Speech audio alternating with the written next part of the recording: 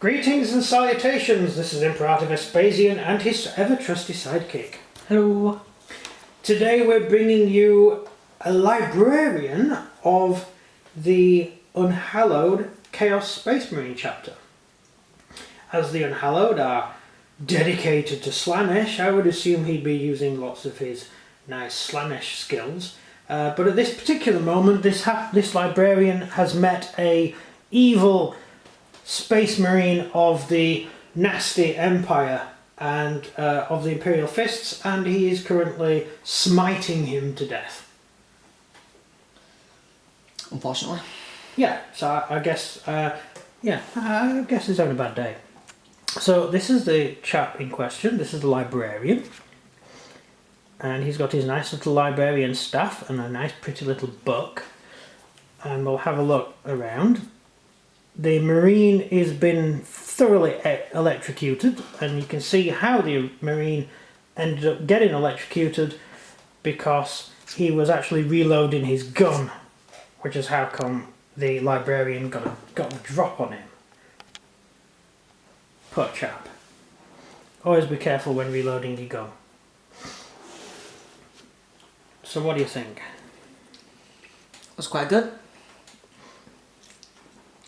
He's got his, just focus it, right, he's got his lack of chapter symbol. He's from the Unhallowed. The Unhallowed have their chapter badge was a sword with an iron halo.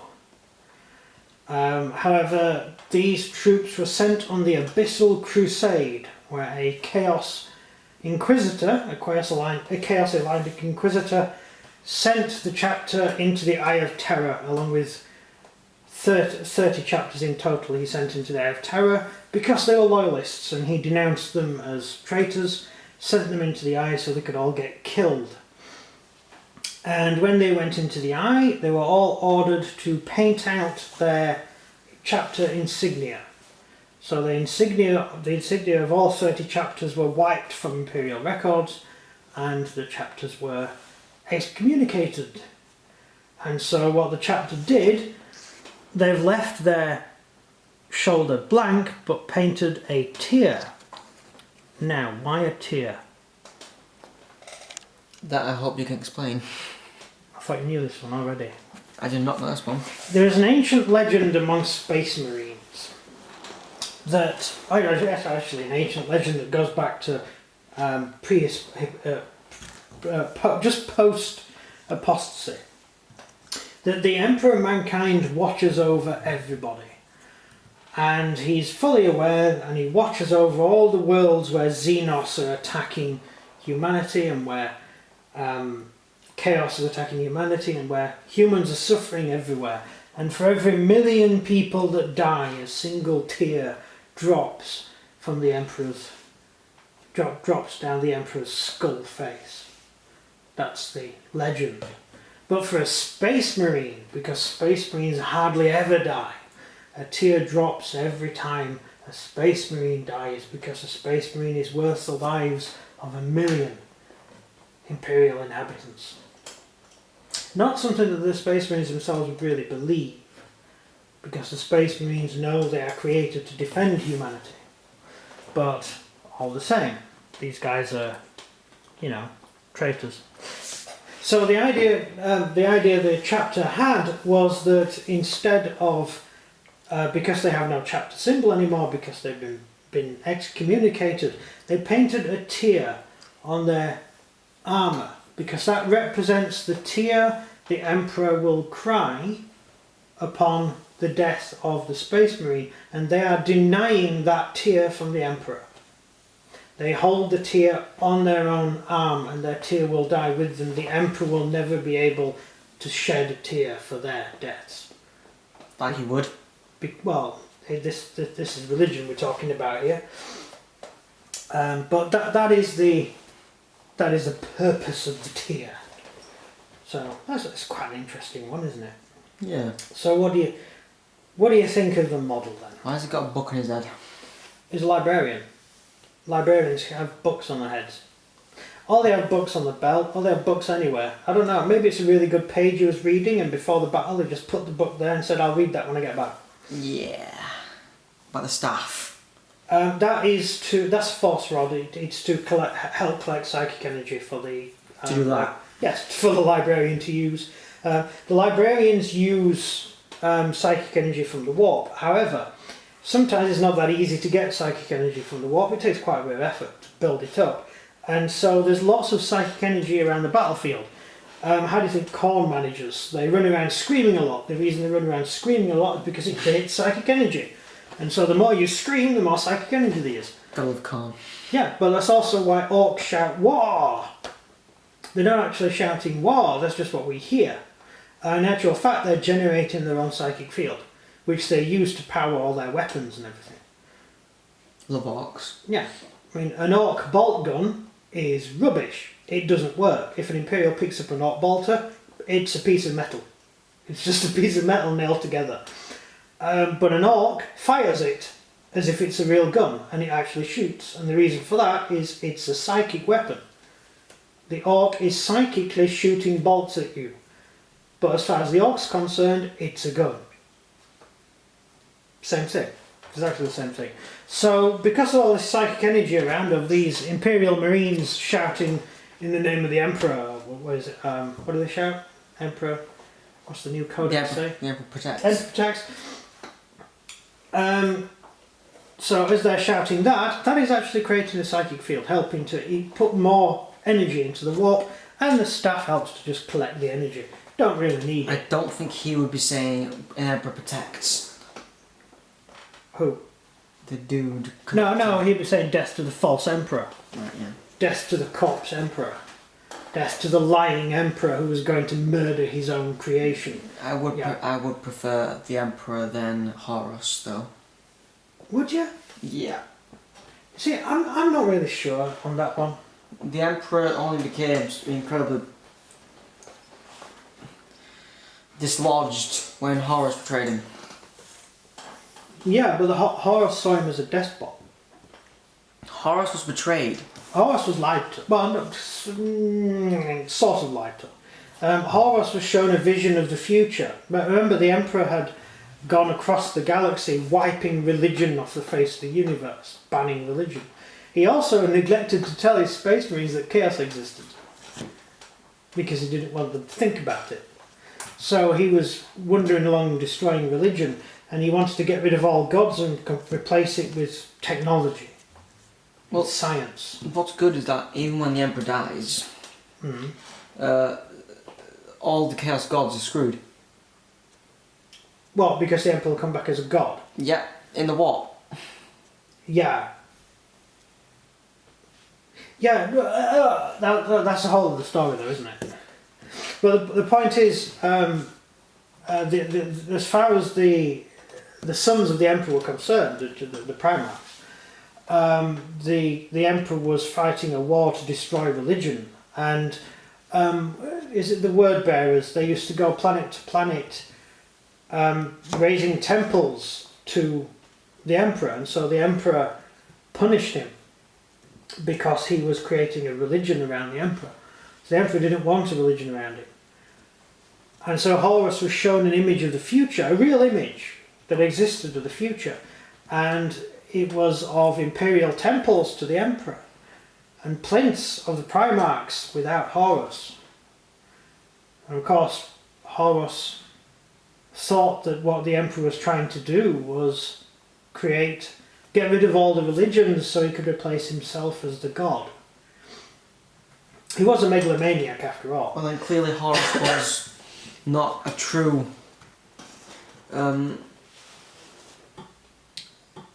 loyalist.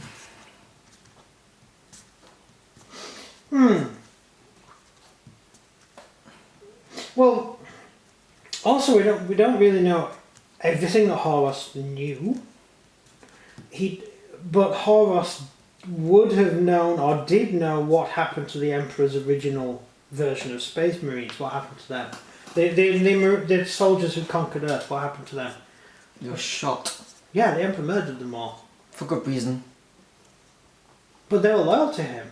They were his army that brought Nonetheless, you've got to peace. protect humanity, and they are not good for humanity. No, they're soldiers, and all soldiers know how to do is They're fight. not soldiers.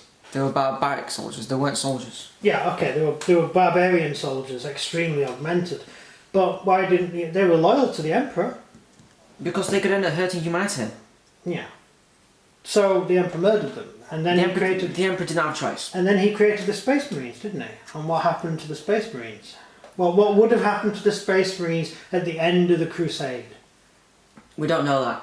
The Emperor... We don't know that. Really? Because Robute Gilman does. We don't know that. See, I think Mortarion knew. Because in Dark Empire? No, not Dark Empire. What is it? Dark Imperium. In Dark Imperium, when Robute Gilman meets Mortarion, Mortarion's sort of scolding Gilman. And then Mortarion can see that Gilliman's broken, and he realises it's not him that broke him, and he realises it's the Emperor that broke him. Because he talked to the Emperor. And he says to Gilliman, "You know, don't you?" Because Mortarion knew himself. There's a difference though between Roberto Gilman and Horus. Yes, there is. Horus was not a true loyalist in my opinion. Because Gilman hasn't betrayed him. Horus, as soon as he was told one thing, instantly became a traitor. No, he didn't instantly become a traitor. Roberto Gilman has drip. not even thought about it. Now, I think Gilman is just been the dutiful son.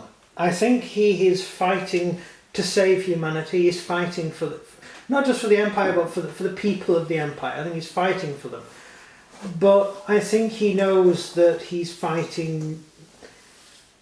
He's not fighting for the cause he thought he was fighting for before he nearly died. Roberto Gilman and the Salamanders both fight for the same thing now. The Ultramarines and the Salamanders. Yeah, they fight for the same thing now, which is to protect humanity. Yeah. Not Which was always the Salamanders' thing, wasn't it? That they put humans first before Marines. not the Emperor. Yeah. In the same way that the Imperial Fists would rather have 1,000 Imperial Fists die to save one Imperial citizen because that is worth it. But those same fists could probably exterminate as a planet on the orders of the Emperor. It's a sort of strange way of looking at the universe. Anyway, now Gilman's back. It looks like they're going to be bringing back a few more Primarchs. Sanguinus might be popping up, so that'll be fun. I think that once the one of the blood angels is still alive, isn't he? Yep. Is he the one in the catacomb? Yeah, he's in the catacombs. Yes, he's asleep. I think once they wake up, Roberto Gilman would try and persuade them about the Emperor, saying that we don't need to fight for the Emperor, we're fighting for humanity. Yeah, I think I think you put the nail on the head. I think that is what Gilman is fighting for now. Salamanders is definitely already did that anyway. They already were. Even during the heresy, before the heresy, they were.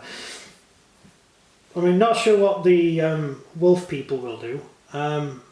Space Wolves. Space Wolves. The Emperor used to use the Space Wolves to murder or punish people. He sent the Space Wolves into... In fact, the Space Wolves murdered the first the two missing chapters. They were used to liquidate there were 20 Primarchs and 20 chapters originally, but 2 had already died by the time of the heresy. And the Space Wolves were used to kill them both. So the Space Wolves are probably... The Polywhite Space Wolves back Dawn as well. Yeah, I think if Rogel Dawn comes back... Yeah, Dawn is going to be a problem. You're going to have a civil war between Gilliman and Dawn. And I think if Rogel Dawn comes back, he will refuse to believe Roberto Gilman and the other Primarchs if Roberto Gilman can persuade the other Primarchs that the people are more important than the Emperor. Well, Rogel Dawn will not support Roberto Gilman. He hates Gilman. Yeah, because Rogel Dawn is obsessed with the Emperor. He thinks he's just a Smurf. He's just... He's the dutiful son. Yeah. Would be interesting. You know how the warp takes different periods of time? time in the warp isn't the same as here. You know when Horus went to become a demon lord? He went into the warp and came out a demon lord. Mm-hmm. And he came out, and all his soldiers stood there waiting for him. And he said, I've been gone a long time, and the soldiers just said, no, seriously, it's been like 3 seconds. He just went to it. But he'd actually been months on the other side of the warp. So I wonder if the point where Dawn jumped through the portal, or there's another one who jumped through a portal as well, isn't there? That can. I wonder if they're just going to suddenly appear through the portal on Earth seconds after they left. No, I think it'd be the opposite. Well, you said that Horus went in and it turns out he's only been gone for a few seconds. Yeah. I think it'd be the opposite way around. Rogue Dawn's only been in the warp for a few seconds. Yeah. But for us, it's been far longer. Yeah, it's been thousands of years. But so the moment that Dawn jumped through the portal and his arm got cut off, he appears on Earth. To him, it's like, I just lost my arm. And the Imperial Fist there was saying, oh yeah, we've got it in a box. We know the Emperor doesn't like Roberto Gilman and the other Primarchs. Does he like Rogue Dawn? Yeah, Rogue Dawn was his chosen, the leader of his Praetorian, because he never had ideas. He didn't think outside the box. So the Emperor liked him for that. Which means that we've got to... If If there is a civil war, you're going to have to pick a side because you're a massive fan of Imperial Fist. Rogue Dawn. Yeah, I am. I'm a supporter of Dawn, yeah. But you don't like the Emperor. Well, I'm a supporter of Dawn while the Emperor's dead. I mean, the Emperor's still dead, theoretically. So... Well, he's alive. He's alive. Yeah, he's alive. What? No, he is alive. Oh, yeah, I get what you mean. He knows what's going on. I mean, Roberto Gilman just spoke to him. Literally, Well, he did just spoke to him. spoke to the Emperor, yeah. And well, I'm sure. When Mortarion met Roberto Gilman was using the sword, whatever the sword's called, the flaming sword? Yeah, the Emperor's sword. Yeah, and he's got the sword, and Mortarion said, so you met the Emperor then? Did he gift you the sword, or did you steal it? And then of course it clicks that actually the Emperor's spoken to Gilman. And then the guardsman outside asks him, sir, does the Emperor love us? Yeah. And Gilman, what's Gilman do? He walks off. He just walks off without saying anything. Because he does love them. He just doesn't love his space marines. Yeah. Sad, really. Unfortunately, the Primarchs, being the sons of the Emperor, are the only people who can really run the galaxy. I think Imperial Guard leaders can. Not sure. I mean, the Primarchs are immortal. So it's very... One problem with any system of government is when the king dies, you don't know what you're going to get next. You could get anything next. You could get an idiot who eats his socks, or someone who looks after plants. Oh, sorry, that's the royal family of Britain. But, you could end up with anything. Whereas it's always handy having an immortal emperor, isn't it? Well, unconscious every now and again, Emperor. His speech with Roberto Gilman, isn't that the first time he's spoken in like 5,000 years? Yeah. The last time before that he spoke to Dawn. I think he said that who was the magic guy, the wizard guy who was like an immortal, the guy who died in the Golden Throne. He operated the Golden Throne until the Emperor came. Sigilite. Malcolm or something. The Sigilite. He said that the Sigilite should be known as the greatest hero of the Empire, because he'd given all his psychic power to save the Emperor. And that's when the Tech priests realised they could sacrifice psychers to feed the Emperor's machine. What, can they? Yeah, they kill 1,000 psychers a day. Well, kill. They're not the best psychers, they're just sort of wayward psychers. But that's how they power the machine, the Golden Throne. Goes to warp then. Takes some of these guys. That'll work. They've got more psycho energy than... That's actually not a bad idea. They've got more psycho energy than us humans. Yeah, that's not actually as bad as it sounds. Yeah. Yeah, you're going to invade a large planet. No, a Zinch. Invade Zinch. Zinch! Sorted! Just go and get the... And the Emperor comes back. Get the... Oh, what's the Zinch chapter? What do they call them? The... Zinch. Zinch. Yeah, the Space Marines who worship Zinch, they got funny things on their head. Just go get them and just put them in the Golden Throne Room and just drain them of energy to feed the Emperor. And then the Emperor wakes up. Yeah. Although you do know the different ideas of how they're going to wake the Emperor up, don't you? Oh. The two sides of the church, of the Imperium. One believed that... Oh, yeah. Yeah. They're both not allowed anywhere near Yeah, him. they're not allowed anywhere near the Emperor because they think the way to bring the Emperor back is to Cut kill his him. head off. He's a god, so if you cut his head off, he gets reborn. He'll regrow. He'll be fine. Yeah, that's why you don't like priests near the Emperor. Because they're insane. Sorry, we've waffled for quite a while, haven't we? Anyway, this is the figure. Yep. Sorry. He's also got a plasma pistol in case anyone noticed, but you know, who cares at this point? I doubt anyone's really watching. I think you've all wandered off at this point. Yeah. So, have we got anything else to add while we're talking to ourselves? No, that's about it. Sorry about that one. Anyway, this is a new figure we've got. It's the second figure painted. The figure didn't need a huge amount of converting. I did need to convert his knees so he could be laid back like that. And then a lot of drilling took place to get all the spiky things through his armour. So it actually goes through, so it can't fall out.